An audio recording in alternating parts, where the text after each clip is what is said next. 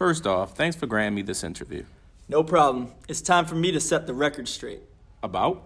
About me, who I am, and actually, more importantly, why I am who I am.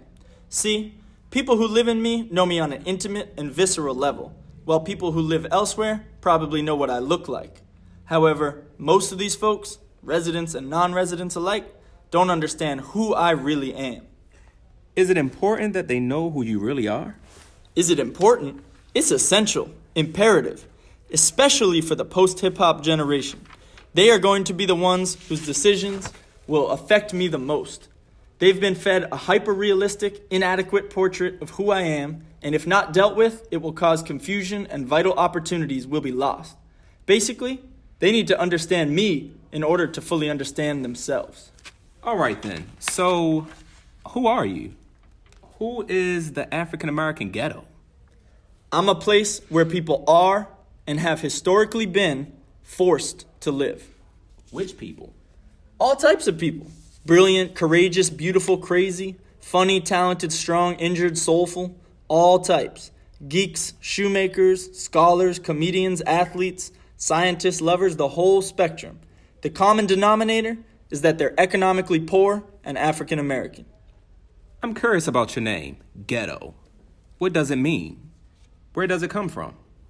Well, linguists trace it back to the Italian words ghetto, to cast off, and borghetto, small neighborhood.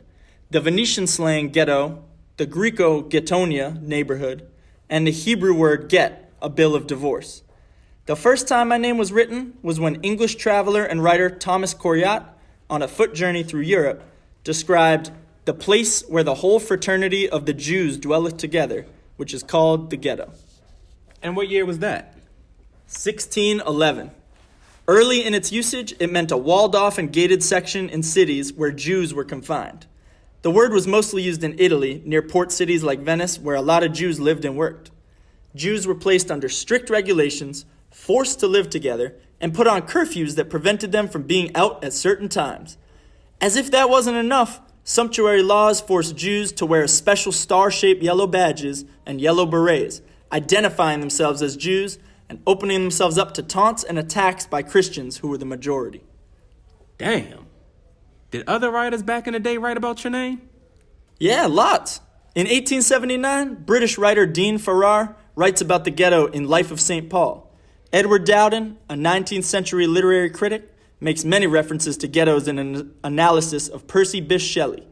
British author Israel Zangwill wrote the books Children of the Ghetto and Dreamers of the Ghetto, both biographical studies. In 1908, Jack London in Martin Eden explains that his characters plunged off right into the heart of the working class ghetto. Despite its usage by these writers, it wasn't widely discussed or popular. When did it become widely known? The word blew up in the mid-1930s when the Nazis took power and set up ghettos that, just like in previous times, confined Jews into cramped, tightly packed areas of the inner cities of Eastern Europe. However, unlike previous ghettos in Europe, these ghettos were impoverished, overcrowded, and disease-plagued areas enclosed by stone or brick walls, wooden fences, and barbed wire. And if Jews tried to leave, the penalty was death. So it was death either way? Adolf Eichmann, a top Nazi official, came up with what he called the final solution to the Jewish question, a program of systematic genocide that attempted to eradicate the entire Jewish population of Europe. In preparation, Eichmann began to move all Jews into ghettos. The Nazis, between 1939 and 1945, set up more than 300 Jewish ghettos in the Soviet Union, the Baltic states, Romania, Czechoslovakia, Poland, and Hungary. During the Holocaust, nearly all the Jews in the ghettos were killed. So yes, death either way. Do you see yourself as being related to those Jewish ghettos of Europe? Of course. Take the Warsaw Ghetto as an example of institutional overcrowding, where Jews, who were 30% of the population, were forced to live in 2.4% of the city's area, about 10 people per room. Most apartments had no sanitation, piped water, or sewers. Starvation was rife. So similarly, during my birth in America, urban renewal, which behind closed doors was called nigger removal, was all about systematically uprooting blacks from sections of the city deemed valuable, then forcing them into projects. For every 10 homes that they destroyed, they only built one new unit in the projects. Institutional overcrowding. Many things are the same. The social isolation, the normalized terror by authorities, and state-sponsored racism, to name a few. And what about other ghettos around the world? Do you see yourself as related to them? Of course. Every ghetto, from Soweto to Lille Saint Denis, from Brixton to Chiapas, from favelas to shantytowns, I am one with. Why? Because oppression is oppression is oppression, man. Some people say that you're a state of mind. Which people? I say survival is a state of mind. That's where soul comes from. And what soul? Soul is graceful survival against impossible circumstances.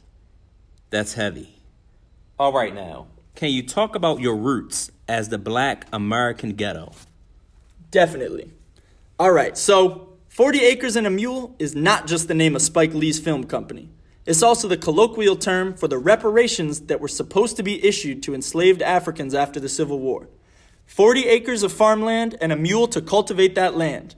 The official name was Special Field Order Number 15, and it was issued on January 16, 1865, by Major General William Sherman. So what happened?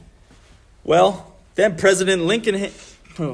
President Abraham Lincoln was killed, Andrew Johnson, his replacement, revoked Sherman's orders. The very few blacks who had already received land had it quickly taken away. Abolishing slavery with no restitution is like opening the door to a prison cell while leaving all other exits bolted, chained, and locked, and telling an inmate that they are free. The cell door, although perhaps the most confining, is but a multitude of forces that keeps the prisoner imprisoned. Anyway, without any restitution, blacks were forced into a vicious cycle of sharecropping, also known as Slavery 2, where they paid rent to white landowners from their yearly yield. This form of neo-slavery also occurred later in South Africa and Zimbabwe, where it was illegal for blacks to own their own land. Sharecropping is a vicious cycle, because by the end of the year, without fail, the sharecropper is always in debt, meaning he can never free himself from the land. This, coupled with the decitizenizing Jim Crow laws, made it impossible for blacks to own land in the South, binding them, through the law, in the shallow pits of poverty. That was in the South. What about in the North? Around the times I just mentioned, 1865 to 1876, blacks comprised less than 5% of industrial northern cities like Detroit, Chicago, Philadelphia, etc.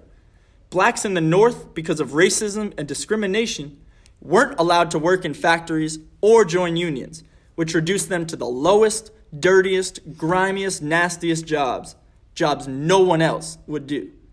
Beginning around 1914, though, large numbers of blacks started moving to industrial hubs like New York City, Philadelphia, Baltimore, Maryland, Detroit, Chicago, etc.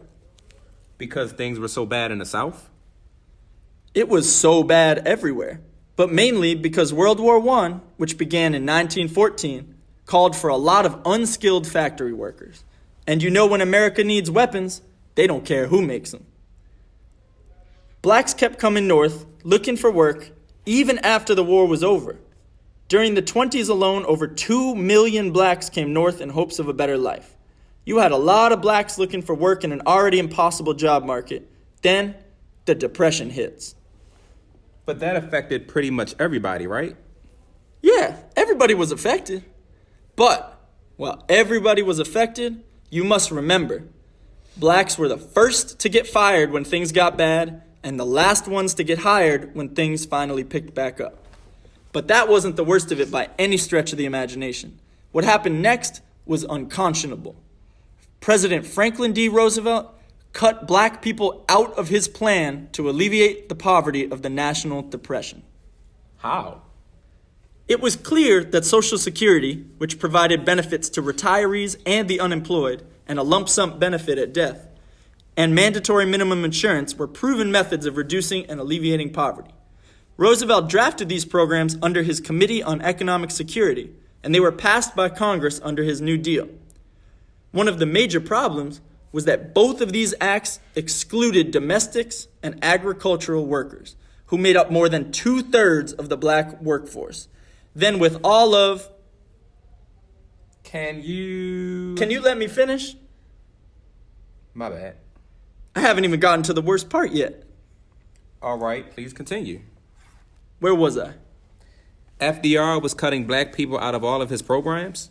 Right. The Federal Housing Administration was also developed under FDR. This organization guaranteed mortgages for up to 90% of the purchase price, which meant that people who wanted to buy a home only had to cough up 10% rather than the 25% to 30% required before the FHA. The FHA made homeownership possible again, which was an important part of recovering from the Depression. In the 35 years after its creation, home ownership skyrocketed. And what was the catch? The catch was that the FHA refused to guarantee mortgages in black communities due to a process called redlining. In most of these places, blacks couldn't receive loans at all. Once the FHA refused to give loans to blacks, private lenders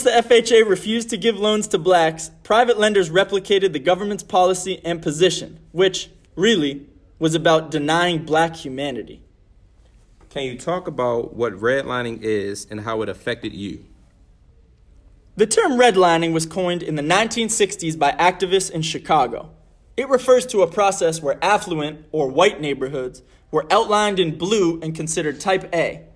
Working class neighborhoods were outlined in yellow and considered type B. Then it's not them using... Black neighborhoods were outlined in blood red ink and considered type D. These maps were created for FHA manuals as well as private lenders. The FHA advised banks to stay away from areas with inharmonious racial groups and recommended that municipalities enact racially restrictive zoning ordinances and prevent black home ownership. During the Second Great Migration, when 4.5 million blacks came north, industrial cities decided to segregate the industrial from the residential areas. Remember, during this time, blacks had absolutely no political power and overt racism was at an all-time high. Therefore, many black areas were tagged as industrial neighborhoods. And what did that industrial tag mean? The industrial tag prevented these neighborhoods from undergoing any new construction and even limited the improvements that could be made. So why didn't blacks just leave these redlined areas? Those redlined areas were me. I told you earlier that I'm a place where people are forced to live because of discrimination via racism in the real estate market and segregation. Blacks could not, I repeat, could not live where they pleased, even if they had the money. And because of those things I just mentioned, they probably didn't. So you've been around for a long time. Well, yes, but I didn't always look like I do now. See, during the 60s and before, blacks, although segregated and isolated, lived in me very viably. I was anchored by black-owned businesses and black-run institutions. Believe it or not, crime during this period was not a problem in me. But then... Crack? Whoa, not yet. Slow down. That's later. Way before crack, there was nigger removal, as it was sometimes called by government officials. Okay, yeah. You mentioned that earlier. Right. Officially dubbed urban renewal, this program was designed to transform poor neighborhoods into new, architecturally attractive structures that would bring in tourists and increase business. The urban renewal program had its shaky origins in the Housing Act of 1949, but it did not get underway in a serious fashion until 1954, when the Eisenhower administration made several changes in the law. Of course, I was chosen for urban renewal because the people who lived there didn't have any political power.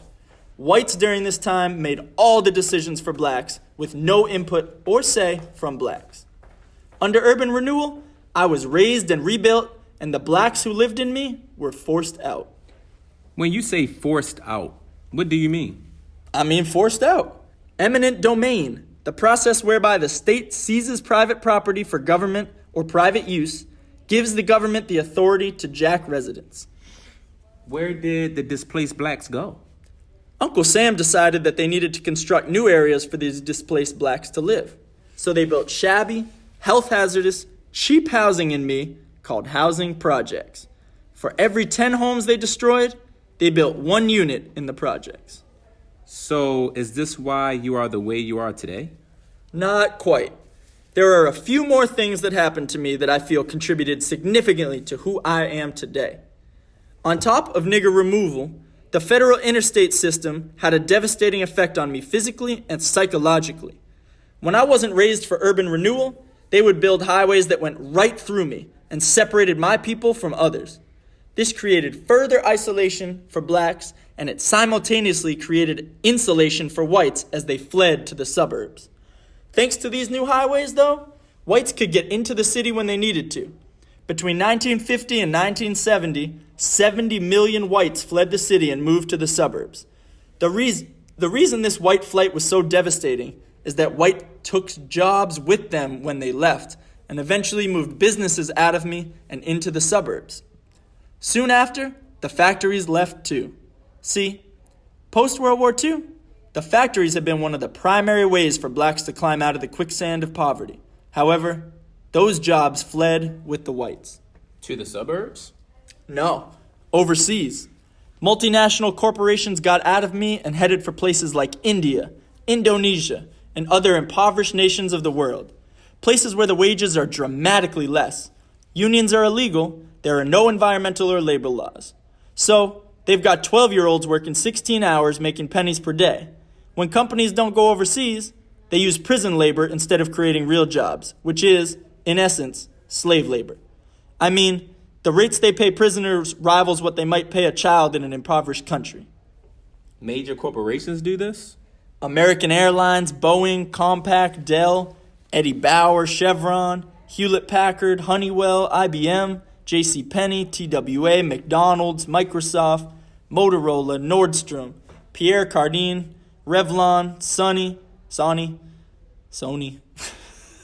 Texas Instruments, Victoria's Secret, and Toys R Us, to name a few. In addition, the mechanization of many low-skilled jobs left a lot of people well below the poverty line. So, jobs in the domestic and service sectors are all that's left for low-skilled workers. Since 1975, however, these jobs have been declining in real dollars and in relation to other sectors. What about black professionals? Integration was another fierce blow to me. After the end of legal segregation, the black middle class, who had traditionally been instrumental in creating, maintaining, and patronizing businesses in me, bounced. They too fled for the burbs, leaving the poorest of the poor behind. Finally, blacks left me in a mad exodus along with the whites at the end of legal segregation. That reminds me of Malcolm X's speech. Which one? It's called Message to the Grassroots, he says. This modern house Negro loves his master. He wants to live near him. He'll pay 3 times as much as the house is worth just to live near his master, and then brag about, I'm the only Negro out here. I'm the only one on my job. I'm the only one in this school. You're nothing but a house Negro. And if someone comes to you right now and says, let's separate, you say the same thing that the house Negro said on the plantation. What you mean separate? From America? This good white man? Where are you going to get a better job than you get here? I mean, this is what you say. I ain't left nothing in Africa. That's what you say. You left your mind in Africa. I know this is kind of off topic, but I gotta ask, why are there so many damn check cashing places, liquor stores, and takeout Chinese restaurants in you? Actually, not off topic at all. I just told you that the black middle class fled. Well, when affluent blacks left me and bounced to the suburbs, the businesses, following the money, left too. To give you a popular example, there were, during segregation, more than 300 black movie houses around the country. You're a filmmaker, right? Tell me how many are there now. Okay, let's see. Exactly. So, with the flight or destruction of viable black businesses, that left only the businesses you mentioned, the businesses whose primary goal is to capitalize on black poverty.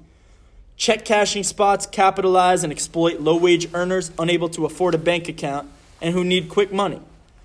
Pawn shops capitalize on poor folks who need to liquidate personal valuables in order to make rent.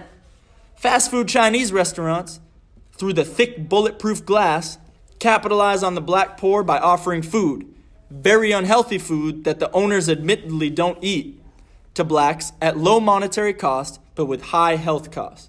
And liquor stores, which can be found on nearly every corner, capitalize on the depression and despair that comes with being poor and living in me. Rick James once commented, "One thing about the ghetto, you don't have to worry, it'll be there tomorrow." That said, where do you see yourself in 10 years? It all depends On? what it has always depended upon, the people. What are some of the things you would like to see the post-hip-hop generation do? Things they could do that would improve you and the lives of the people who live in you. How much time you got?